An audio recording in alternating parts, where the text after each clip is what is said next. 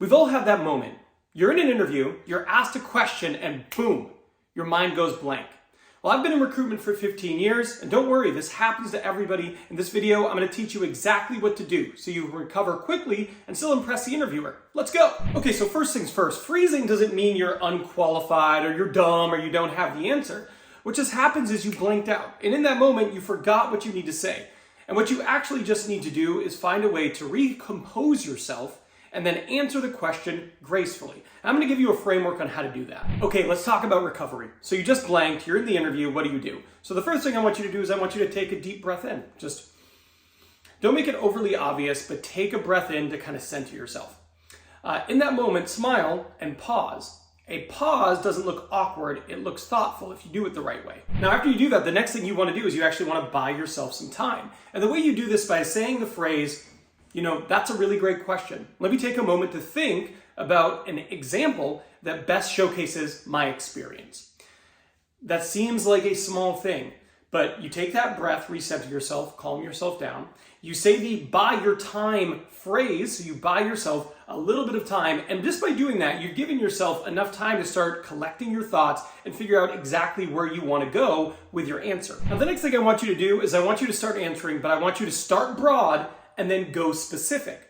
So you could say something along the lines of, in general, I really like to focus on communication.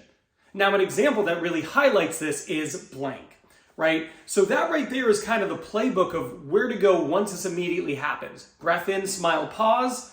Acknowledge that you want to take a moment to think about the best type of example after sharing with them that that's a great question. Then start out with something broad that addresses the initial question and then move into the specific example, which hopefully by this time you've had enough time to think of one that truly does make sense. If you feel really stumped, you might want to try saying, would you mind clarifying which aspects you'd like me to focus on? This right there is going to prompt them to go next, right? So this is going to give you the ultimate amount of time to continue thinking about it and recover from your blank.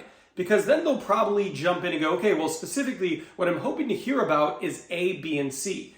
And this doesn't look like you're stalling. This shows professionalism. Because what you're asking for here is clarity so you can answer the question in the best way possible. And most recruiters and hiring managers, I am both, will appreciate this and give you a bit more direction on where to go. This buys you time, and hopefully this crystallizes things in your mind of what example you want to use so you can answer this question in the best way possible. Now, something you might want to do at home prior to an interview is actually practice these 3-second pauses. So when you're talking to friends, when you're talking to loved ones, and they're asking you a question, in our normal lives, we're more comfortable. And we jump right into explaining whatever the situation is, or answering them, or telling a story. But practice these 3-second pauses so you get comfortable doing it, so you're comfortable in an interview. So if your friend goes, hey, how was your day? Sit there and go, and then do that. But get used to doing that, because then it's going to feel more natural in the moment. Hey, by the way, you know what? Another thing that's very natural, hitting that like button, because it helps me a ton. Look, blanking out happens to everybody. If this happens to you, you shouldn't feel embarrassed or like the interview's over. You just need to focus on how you can best recover. And believe it or not, instances like this don't always dictate who gets the job and who doesn't. In fact, I made a video right here, and it's how recruiters decide who really gets the job. And if you want to know what has a bigger impact than a pause or a blank here or there, you gotta watch this video. I'll see you over there.